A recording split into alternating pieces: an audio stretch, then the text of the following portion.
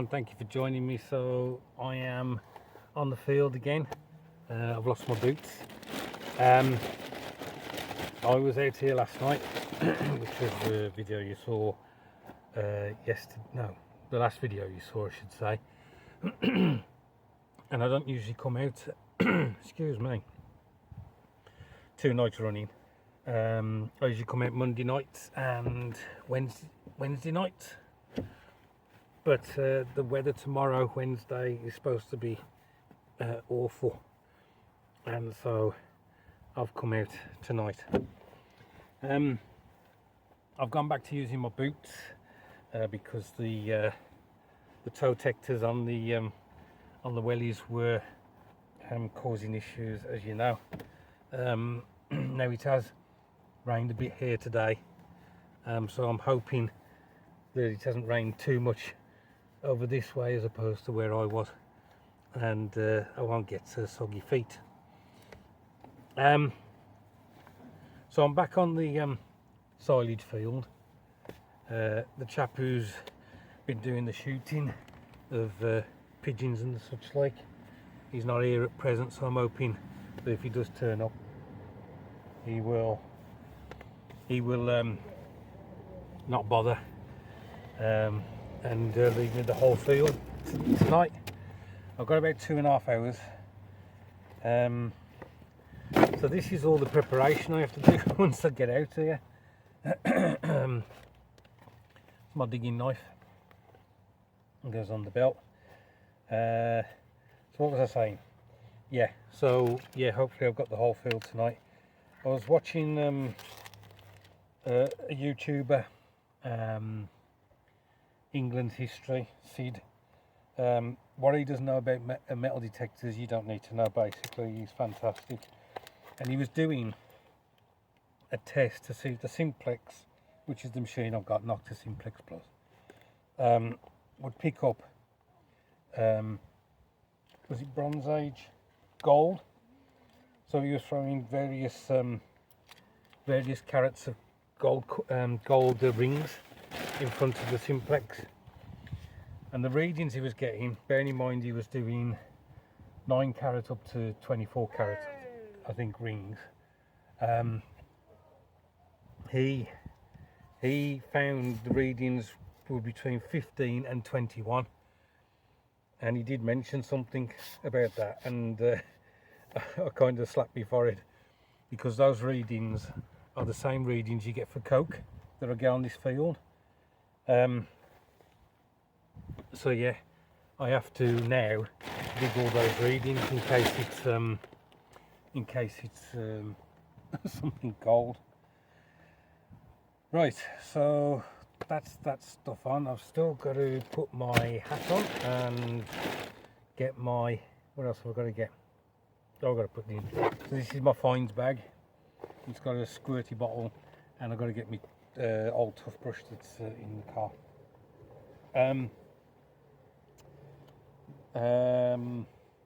Yeah, I've moved away from using water to clean the fines straight away, because I think it can take off some of the detail that the dirt is actually showing you, but we shall see. Right, here's my hat. This one's all the way from New York, but now it's in quite a bit of a state because I've been using it for this. Headphones, going to get me headphones. I'll put a link to Sid's channel. Here's my spade. I'll put a link to Sid's channel so you can have a look, and if you like it, then hopefully you'll subscribe. Right, so I've just got to get my fleece.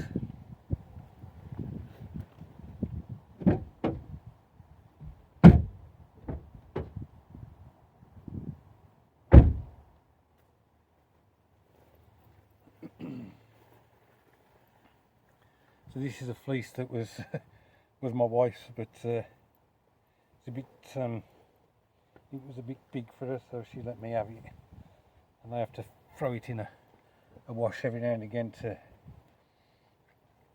get it cleaner. Right, so I'm going to bugger off now. Digging gloves, man, digging gloves.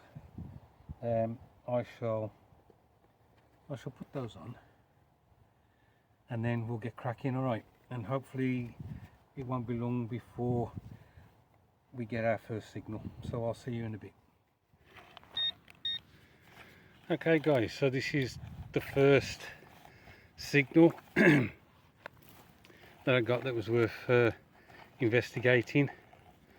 As always, I'm struggling with the pinpoint to actually find it, but the detector said that it was in there somewhere. So initially it should be a coin, but it may be something else. Let me just get the detector again and make sure it is in here somewhere. Okay guys, so that was it. It was a piece of aluminium that was practically on the surface, although the machine was showing that it was down a bit. So that's the first signal. Let's hope that we can find something better than that.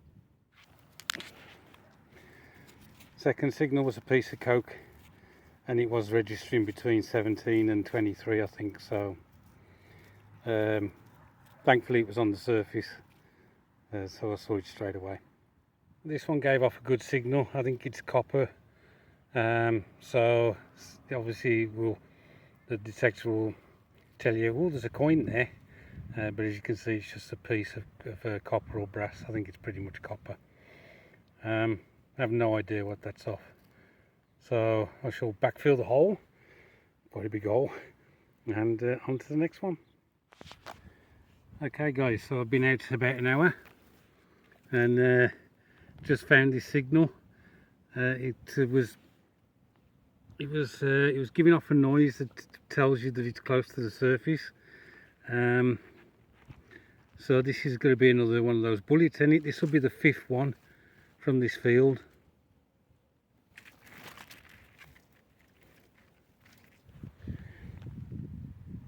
So there you go, another 303 round. Very good. Why does it keep going out of focus? Just found the base of a shotgun cartridge, guys. This was on the surface, thankfully. So we'll have to give that a clean up, see if we can find any details off it. On to the next. So in one of my earlier videos I showed one of these, and I thought it was something that clasped over wire to stop it from splitting, like some end to it. Now I found a second one. I'll have to ask around, see if anybody knows what it might be. That was practically on the surface as well, so thankfully no digging for that. Look what I found. A lovely old flat iron. That is fantastic. I don't know how well that will clean up. I think it's been in the ground a few years, but I do remember my nan using one of these. Wonderful. It's a bit odd because the ground that I found it in, it looked like one of my dig holes. So whether I couldn't find it previously and I gave up, I don't know. But fantastic. That's got to be a bucket lister, hasn't it? Really. Right. The car's quite a distance away, and my finds bag is getting quite full of trash. But I will try and carry this so that it'll be at least part of the wrap up. Bullet number 2. I saw the readings on this and thought, in fact I think I said it out loud, that should be a bullet, and I wish I'd bloody recorded it now. So yep, that's 6 from this field now. So I've just put the spade in the ground and I've seen some readings on the machine, and I think this is going to be another bullet. So it's reading 55 and then it was like dropping to 48. So we shall see. I wish I could record whilst I'm digging, but I can't because it's just Too bloody awkward. Bullet, is that bullet number 3? I hadn't been finding much, I gotta be honest guys. The solid signals were just not happening. I was making my way back to the car or up to that end of the field, and I come across this signal, and I know I've said it before, but I thought that's a bullet, but it jumped a bit, and I just thought, But have you noticed something different about this bullet? It hasn't got the boat tail on the bottom. It's got like a straight cylinder down to the bottom. So this might be a tracer, World War II tracer. So that's, I can't even remember, is this the 6th bullet or 7th off this field, but it's the first one of this type. So I am happy with that.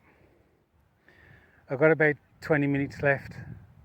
It's getting a bit dark now, so I should be making my way to the car. We may find something on the way there.